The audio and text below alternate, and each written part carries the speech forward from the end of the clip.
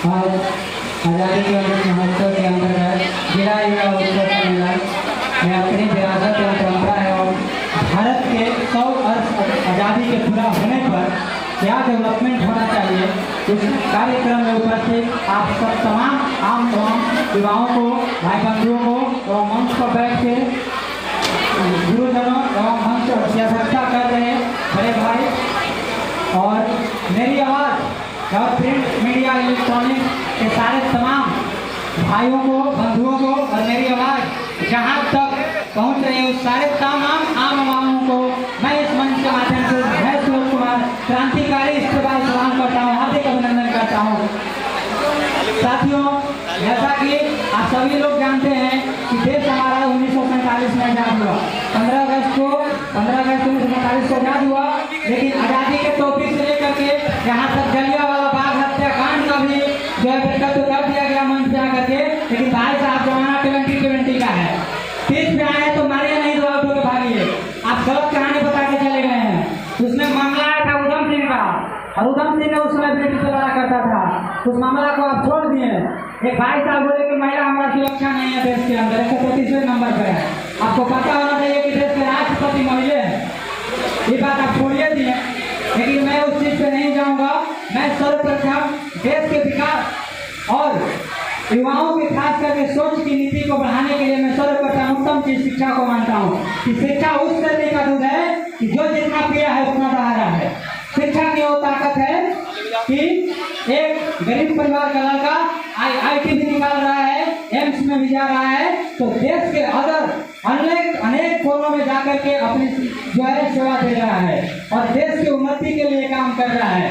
आप कहते हैं कि देश का विकास करना है, आप मुझे बता दीजिए छोटे छोटे गांव मिलकर पंचायत बनता है, उस पंचायत को मिलकर एक ब्लॉक का निर्माण किया जाता है, कई ब्लॉक मिलाकर के एक मंडल और जिला का निर्माण किया जाता है। लेकिन वही एक जिला को चलाने के लिए बेसिक क्रैक करके IAS को भेजा जाता है कि आप जिला में पुलिस अधीक्षक और जिला पदाधिकारी के पद पर जाकर चलाइए और आप देश के धरती पर अंतर नेताओं को भेज देते हैं।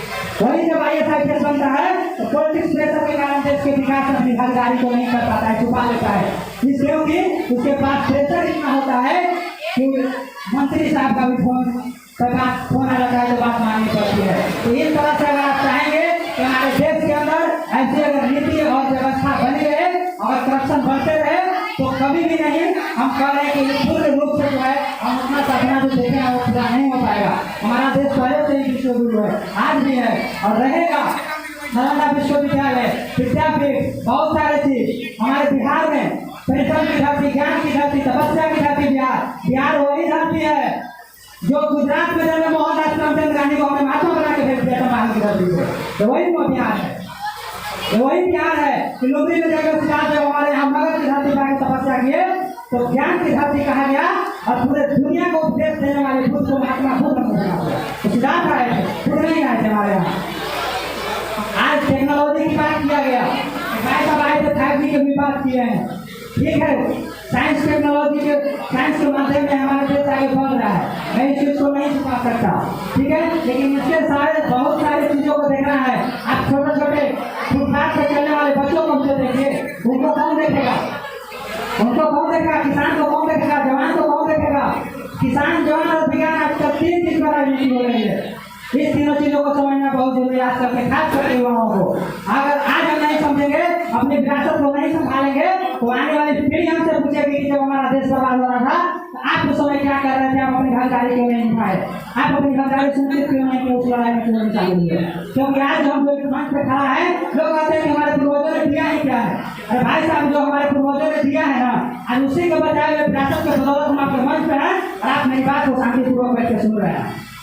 यही हमारे पूर्वजों की दी हुई विरासत है, उनकी ताकत है, संविधान की ताकत है कि आज मैं आपके सामने हूँ और आप भी मेरे सामने हैं और साथ में भाईचारे के नाते के साथ हम लोग बैठ के आपस में बातचीत कर रहे हैं। ये हमारे पूर्वजों की विरासत है और अगर इस चीज को हम नहीं बताए तो आने वाली पीढ़ी हमसे भी सवाल करेगी, पूछेगी। बहन बेटियों की सुरक्षा की बात है, बहन बेटियों की सुरक्षा कौन देगा, कौन है इसका जिम्मेवार? आप अपने बहन को देखने की बहन है, किसी अन्य की बहन को देखिए उसी तरह से, किसी की सुरक्षा की जरूरत नहीं पड़ेगी। तमाम लोग, तमाम बहन बेटियां सुरक्षित महसूस करेंगे, घर से निकलते हुए सुरक्षित महसूस करेंगे। लेकिन आप अपने घर में, माने आप करें तो राष्ट्र लेना, हम करें तो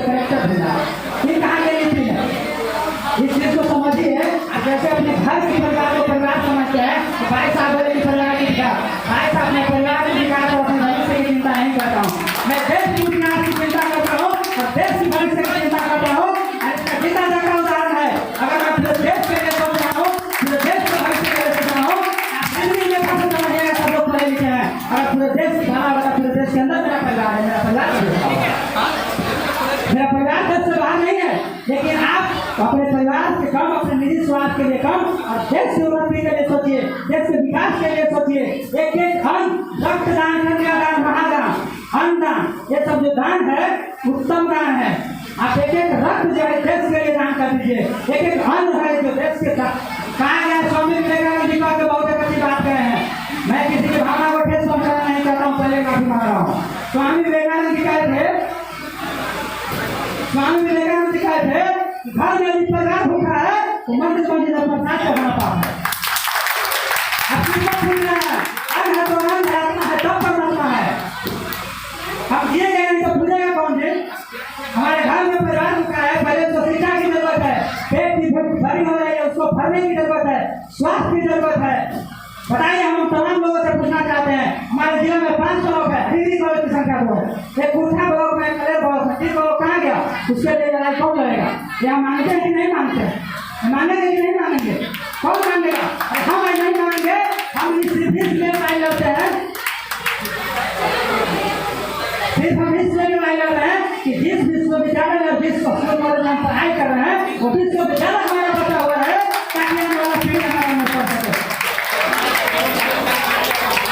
बाकी मैं माफी चाहूँगा, समय की कम है, ठीक है। और मंच अध्यक्ष का आज्ञा का मुझे पालन करना है आप सभी का। और मुझसे अगर बोलने में कोई प्रकार की झिझक हुई होगी तो मैं भी आपके घर परिवार का हूँ, मैं छोटा भाई, तो इससे माफ कीजिएगा। बहुत बहुत धन्यवाद। अब